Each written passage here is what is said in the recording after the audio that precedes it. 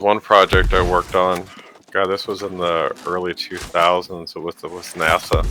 They were testing solar winds, and they wanted to measure how fast solar winds were um, up in. It wasn't quite in orbit, but it was like between the Earth's atmosphere and where most satellites are. And so they did this experiment where basically every night we launched rockets off this island that went up, and it would spray a mixture of white gasoline, kerosene, and it would spray it out over an area in that atmosphere, and then would ignite it on fire.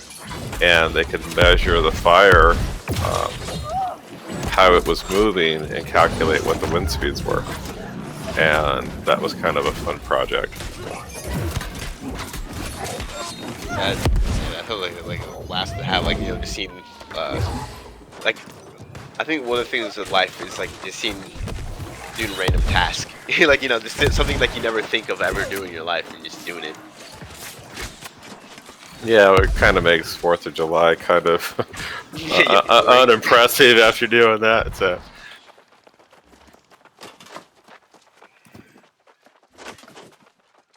You've been working with like the arty guys. It's not as cool no more. Yeah, it's like, okay, you light the sky on fire and record it with film and all that. It's kind of like, oh, really, yeah. It's like 4th of July just doesn't seem as spectacular as it used to. Lord. I guess that's one bad thing about it though. Like when you start having a lot of experiences, some of like well, I guess lack of better words, like lesser experiences just doesn't hit the same no more.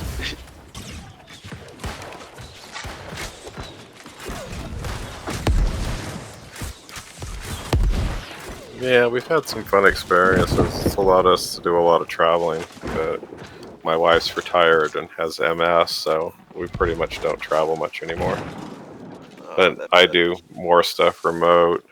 Actually, when COVID hit, it was really nice because we were working on stuff that was pretty much in the lab and stuff, and then when it came out, we could actually got expedited to roll everything out quicker, so it was like, sweet. So you sit down with kernels and show them, this is how you do this, or, you don't physically have to be there anymore, and they're kind of blows their minds. Yeah. I have had this one gunnery sergeant. He's he's a infantry guy. Like all he did is infantry. He like this first time he worked in like the COC environment. Like usually he's out in the he's out with the grunts and shit doing their thing. Like he was so like amazed by like how just the server stack, how like the basic server stack like configuration works and stuff, like how like back in the back of the house we could like change something on one of the desktops out like on the the COC floor or whatever. Like it's kind of interesting like to see other people's perspective on technology. Like Yeah. Well, I remember we got this new kernel and came in one day and he was looking at my computer setup and he was like, "What are you doing?" And I was showing him, and then it finally clicked in his head that the server I was on was in Southeast Asia, and all the screens he was looking at was a computer, 6,000 miles away. And he was just like, "How are you doing this?" And it's like, "Been doing this for 20 years." So, it was kind of, you run into a lot of that where you really have to educate the people that you're working with. yeah, As to what they're in charge of and how we do our thing. yeah, because like one of the problems we have is like I would get yelled at for not doing anything, because wasting taxpayers' dollars because you're supposed to be working, whatever. But like realistically, I'm just waiting for an update. like there's nothing to do until like the computer does its thing. But the computer's like like old old Dell computer, so it takes forever to like re-image or like wherever we're doing with it. So like it's kind of so you have to like kind of like run to your higher ups and be like, hey, I got yelled at for this, so just be warned. Like I'm still doing the task you told me to do. So you have to have them talk to them. And, it's weird when you're at the bottom of the totem pole. Yeah, I get that sometimes. I mean, I was working on this one project one time, and we were waiting for some configs to be sent to us. And this gunny sergeant, Marine Corps gunny sergeant, called me up and wanted to know what the delay was. And I told him that we were waiting for this stuff to be sent to us. And it was weird because the day before he sent 5 guys to where I was working at, and so I talked to him that morning, and that afternoon, 10 guys show up. And it's like, what are you guys doing here? And he goes, oh, Gunny says how to assist you. And it's like, nothing you guys can do. Yeah. Yeah. So the next day he called me up and he goes, well, is it done yet? It's like, no, we're still waiting on this. And I was going to say something to him about the other guys showing up. And later that day, 15 guys showed up. So I called this captain. I said, why does he keep sending you guys up here? And he goes, oh, well, he thinks you need support and all that and get things done. And I said, I don't need more people. This, we're not digging a ditch. We're configuring equipment. We're just waiting to get stuff sent to us on what they want, the specs, and that's the holdup. And this Getty sergeant just kept sending us more people, and it's like IT doesn't work that way. You just don't throw people at it. Yeah, like that's probably like the company gunny. Because like a lot of times company gunnies are just like whatever, they just it's a billet. So like anybody can with that rank can fill it, or one rank down, one rank up. So you probably thought like, oh, if we give you more people, then he could probably do it faster, no matter what the task is, because they think everything's like a physical thing, like in their minds.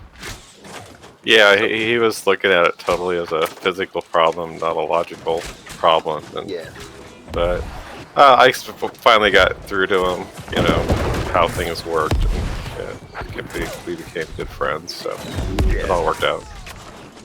Yeah, sometimes you gotta like, tell them like it's S1 or like administrative. You're waiting for your lead to get approved. You don't know why you're waiting to get approved, but you're just gonna have to wait until it gets approved. Yeah, I was working for HP back then, so we're coming in from this mindset. And they're coming at us for this other mindset. It's like, what's going on? Yes. I think that one of the most interesting things is like when you have like college students like come by our unit once in a while, because there's different jobs or whatever. Like I guess or in the civilian world that kind of intermingle with our unit, so like they use like I guess it's a good thing to like cross train or something. But like you have like a college, like had one college kid group like look at our radios, and like it's kind of interesting, like how their perspective on how we do things. Yeah, well, they're kind of taught in school that from the business perspective, you basically have to do everything to show the board of directors how you are improving productivity and creating better value and increasing the bottom line. Where from the military standpoint, it's security, protection, defense. It's nothing about financial.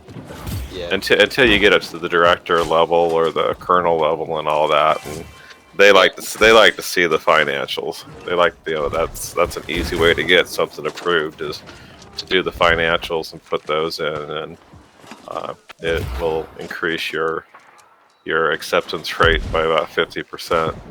Yeah. I found that if you put that in your argument, that's usually wins the argument on that level, and then they push the acceptance down. So because usually like they have to because they're in like command of the unit budget. So like if they spend all their money and then like they need other things, like say a good example of like, oh, you have it like these people need to go through this training, so you have to spend this much money on this training for these people.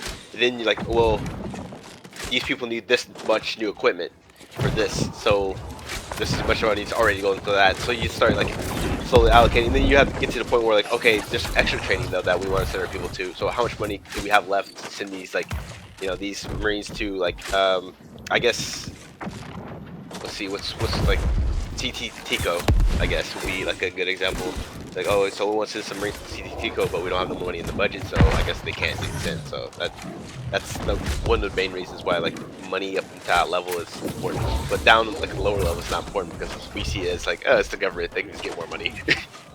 Yeah, I mean you have that situation, but yeah, it's I don't know. The biggest problem I see between the civilian and the military side is they originally they came up with a certification model, and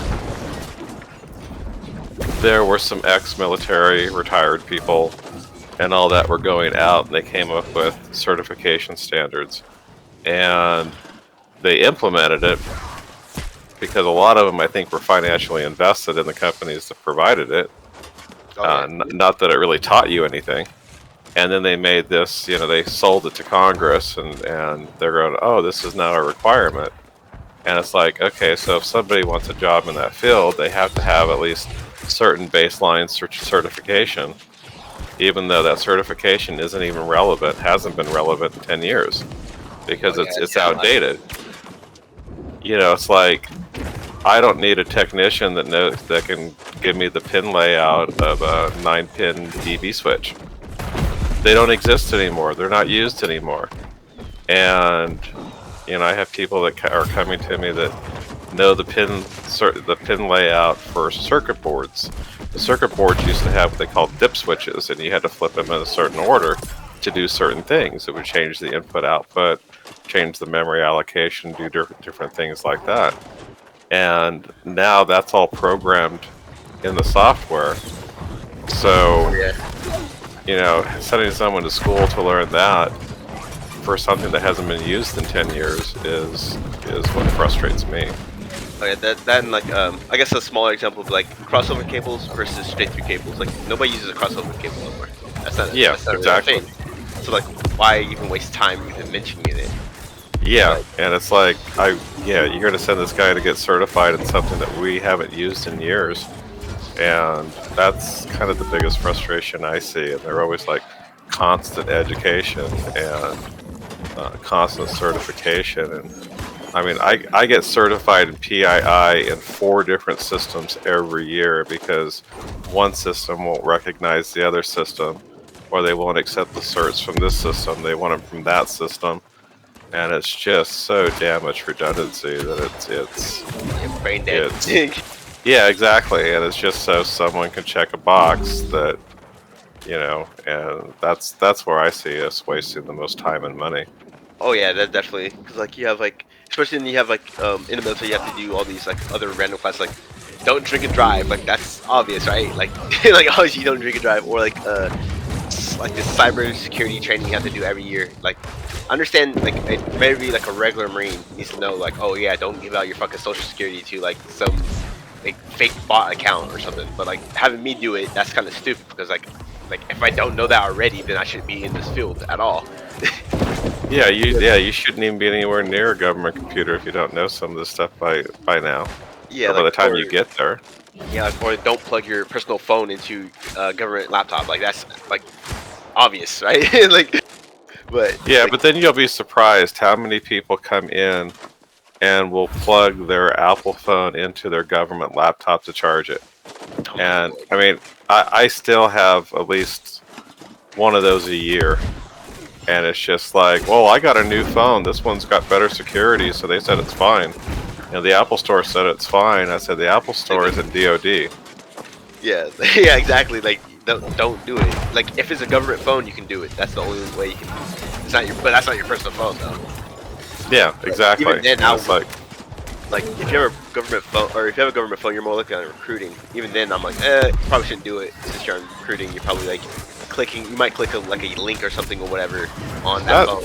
Yeah, that's one thing that really changed with COVID is there's a lot more government phones out there than there used to be. A lot more. Yeah. And basically, they're on the same patent track as a computer, a work computer. And they get quarantined just like a work computer. They're treated just like a computer. Yeah. Because I think another thing that they don't tell people is don't plug your government phone into your personal computer though too. That should also be a rule. But like that's a no-brainer for us. But like that's something that the government never says anything about, or like at least for like our cybersecurity training, like that's should be a policy already in place, or like it's like I guess people don't think about like, oh, don't obviously you'll put your phone into your personal phone into a government computer because data whatever, but people don't think about like your personal or their government phone being also the other end of it. Yeah, I mean, you would think common sense would go a long ways, but common sense isn't common, as they say. Yeah.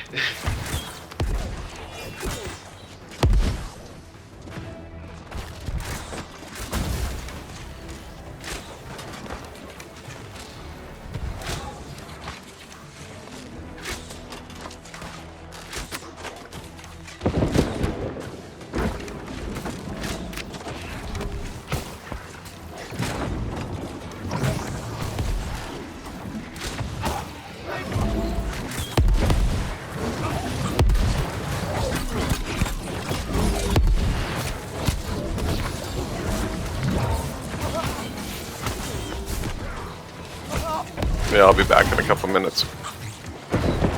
Alright.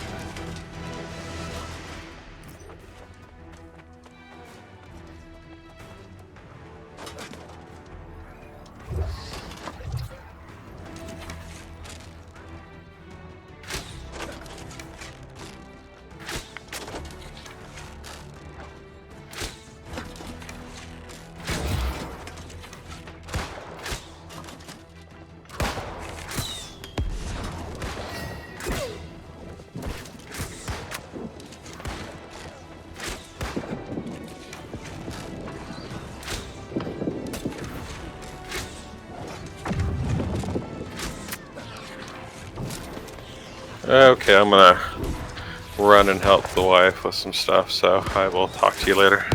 Alright, yeah. I'm about to update my fucking drivers because I didn't think about upgrading my network driver. That's probably why my internet sucks right now. Yeah, yeah, I would definitely update the drivers, all of them, especially nowadays. Yeah, fuck. I'll see you whenever you get back. Yeah, I guess gotta go wrap some presents, so it'll be a while. Okay, well, good luck with updating that new system.